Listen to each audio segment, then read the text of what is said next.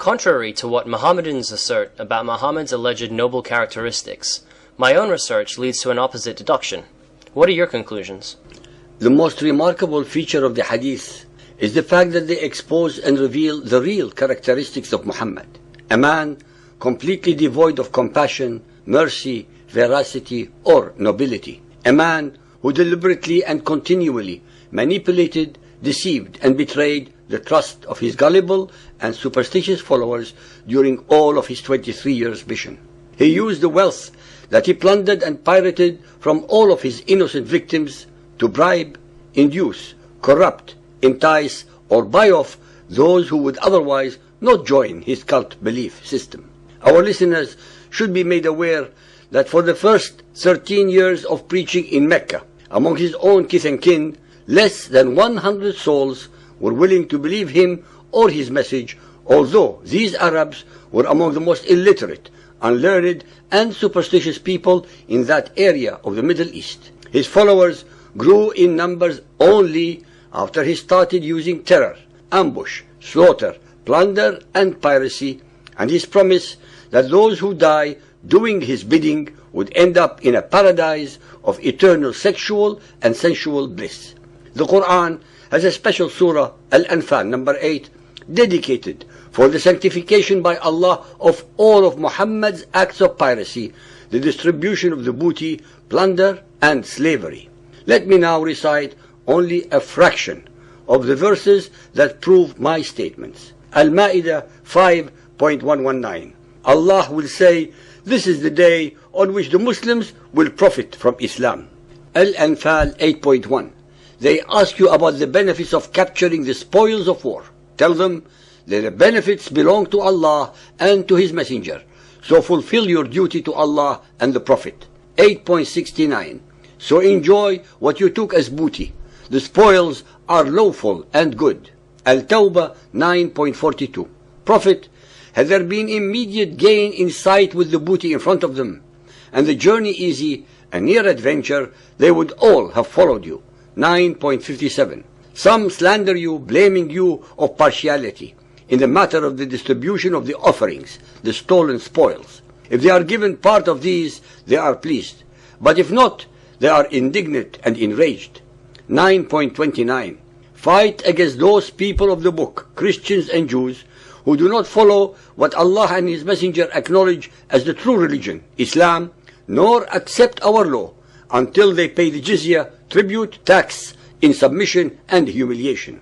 Al-Fath 48.19. He rewarded them with abundant spoils that they will capture. Allah has promised you much booty that you shall take, and He has made this easy for you. Al-Duha 93.4. Soon will your Lord give you so much, you shall be well pleased. Did He not find you poor and made you rich? Bukhari 4.46. I heard Allah's Apostle saying, Allah guarantees that He will admit the Muslim fighter into paradise if he is killed, otherwise He will return him to his home safely with rewards and booty.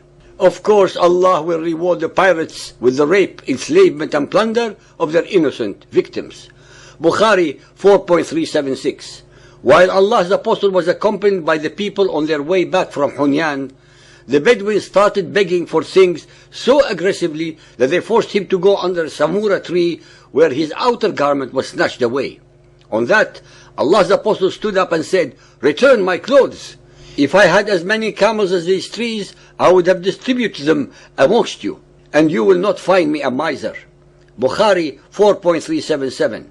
While I was walking with the Prophet, he was wearing a Najrani outer garment with a thick hem.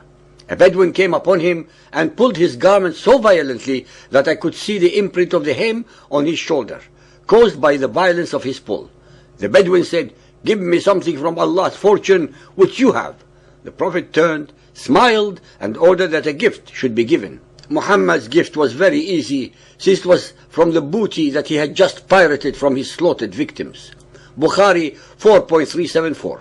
The Prophet said, "I give to the Quraysh so that they will desire Islam, for they are dearer to the life of ignorance, and it is not strong in their hearts." In any language, this constitutes bribery. Bukhari 4.795. I have been given the keys of the treasures of the world by Allah. Bukhari 5.512. The Prophet had their men killed, their children and women taken as captives. The captives were divided among the Muslims. Then the messenger began taking homes and property that were closest to him. Bukhari 5.620. When Allah gave Allah's apostle what he gave of the properties of the Hawazin tribe as war booty, the Prophet started giving some men 100 camels each. The Ansar then said, "May Allah forgive Allah's apostle as he gives to Quraysh and leaves us, although our swords are still dribbling with the blood of Quraysh."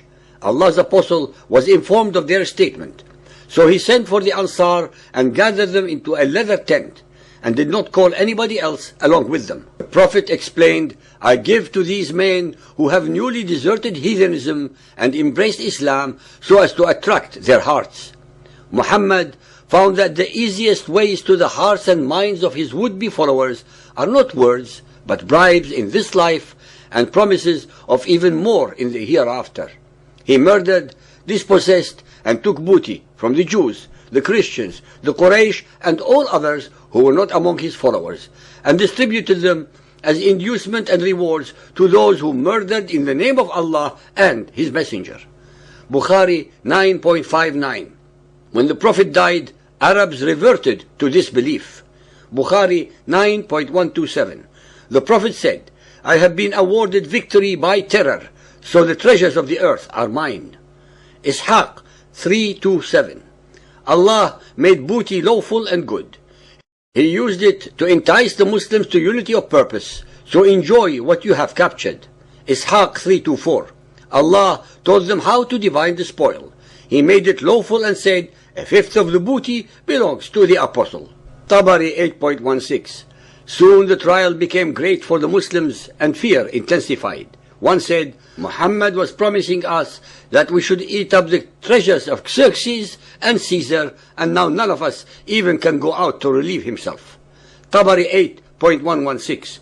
So Muhammad began seizing their herds and their property bit by bit. He conquered home by home. The messenger took some of his people captive, including Safiya and her two cousins. The Prophet chose Safiya for himself. When Diya protested, wanting to keep Safiya for himself, the apostle traded for Safiya by giving Diya her two cousins. The women of Khaybar were distributed among the Muslims. Ishaq 515. When the people of Fadak heard of what had happened, they sent word to the messenger asking him to banish them and spare their lives, saying they too would leave him their property. So Khaybar became the prey of the Muslims, while Fadak belonged exclusively to the Messenger of Allah, becoming his personal property. Ishaq 594. The apostle gave gifts to those whose hearts were to be won over, notably the chiefs of the army, to win them and through them the people.